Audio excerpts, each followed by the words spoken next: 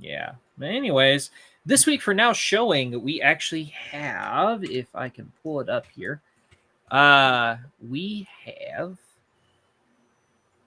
I don't Ignore that remember the message. name. Yes, I saw it.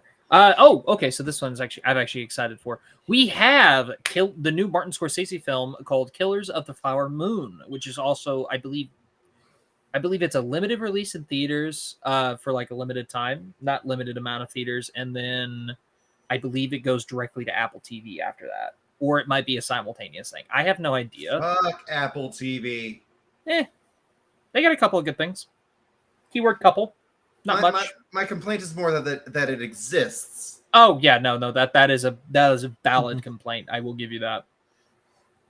But no, I mean another Scorsese film. I mean the last one we got was what? Freaking wasn't Wolf of Wall Street. I know he's done another film since then. I no idea. Yeah. Hold on. I've heard that like I've seen some stuff on TikTok about it. Like a lot of people were anticipating this movie for quite a while. Oh, okay. So the last movie we got from him was The Irishman, which was pretty damn good, actually. If you haven't seen it and you got about 3 or 4 hours to kill, I would recommend it. Especially if you're a big Scorsese fan or a gangster movie fan, it's pretty damn good.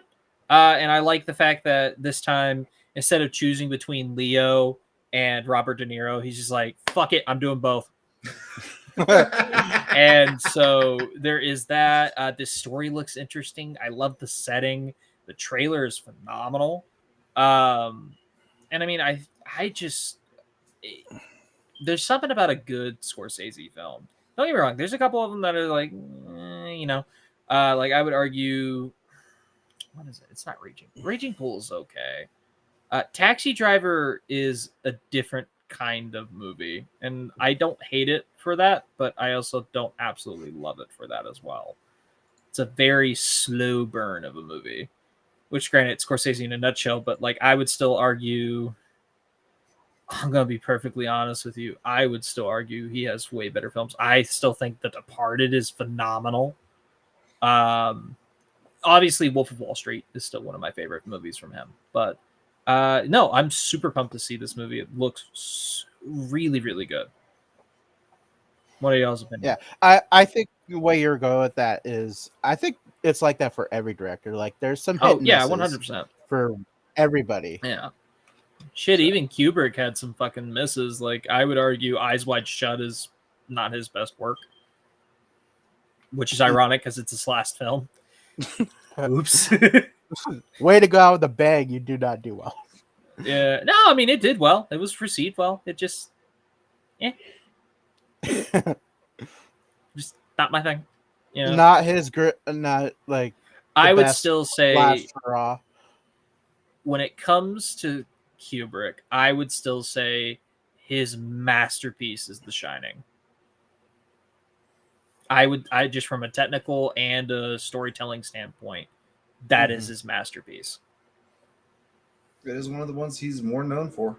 Oh yeah, no, now out of my personal favorites, I'd have to go with Doctor Strangelove. That one's one of my personal favorites from him. That one's really, really good. The Shining comes after that, and then there's a couple other movies that he's done that I haven't entirely seen, but yeah. Right. Like I've seen Clockwork Orange. It's good. He was actually supposed to do AI before he died. Oh wow. Yeah.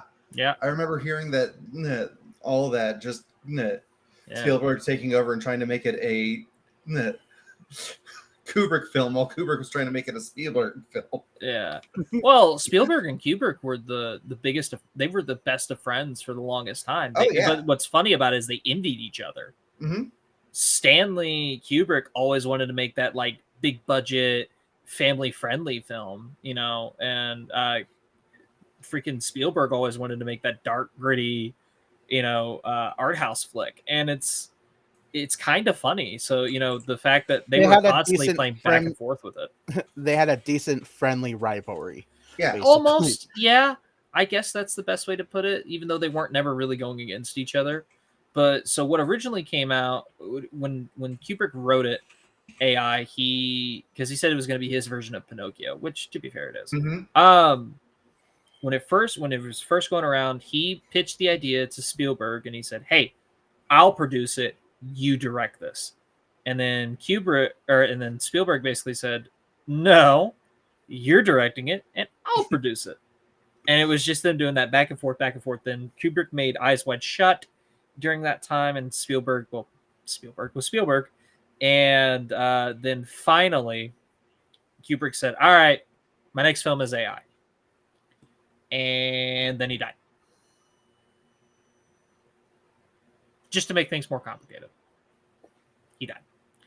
And so then we got the semi-awkward movie AI. What can I say? Bringing it all back. Yeah, and bringing it all back to Scorsese. Yeah, yeah, Killers of the Flower Moon. Yeah, no, this film. I'm sure you guys have seen the trailer. If you've seen a movie lately, they've had the trailer in front of every freaking movie I've seen. It's popped up a couple times on YouTube. Hell yeah, exactly. And I'm super pumped about this movie. I believe Brendan Fraser is in it as well. He has a small bit in it. Don't quote me on that, but I believe he does. And then yeah, this looks like a typical Scorsese fest, and I love it. I'm super pumped about it. I'm curious to see what all goes down, because also the character who's playing Leo's wife, this is her first time acting, and apparently when at the film festivals that she went to, or that they went to, they said that she like absolutely steals the show. She is perfectly in there with DiCaprio and De Niro, and she fucking acts her heart out, which is great. Yeah, that's amazing. Yeah, so for a first time, that's crazy. Oh yeah, no, it's usually insane. Like when you're like take The Mask, for instance, with Cameron Diaz. That was her first film. Exactly. Yeah, she was you great. could tell she was nervous. Oh, 100%. There was a few scenes where you could see it. Yeah. Mm-hmm. But she still did an amazing job. Oh no, she still did a great job. Yeah. Yeah, no, I mean, there's so many different things. I'm trying to remember who else was it. There was some little girl that like she had her first ever role recently, and she's been like stealing roles since. Was it? It's I forget her name. But anyways, so this I'm excited about this movie. You guys? Yeah, it looks good. Yeah, it looks phenomenal. Yeah. Mm-hmm. I really want to go see this in theaters. I don't think I'm going to be able to, because next week is freaking Five Nights at Freddy's. So I'm gonna have to like sneak this shit in on a Tuesday or something. But I'm definitely looking forward to it. Yeah.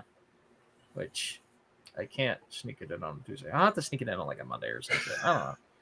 You'll figure it out. We'll figure it out. Yeah, exactly. I mean, push comes to shove, girlfriend's got Apple TV. I can just watch it on there.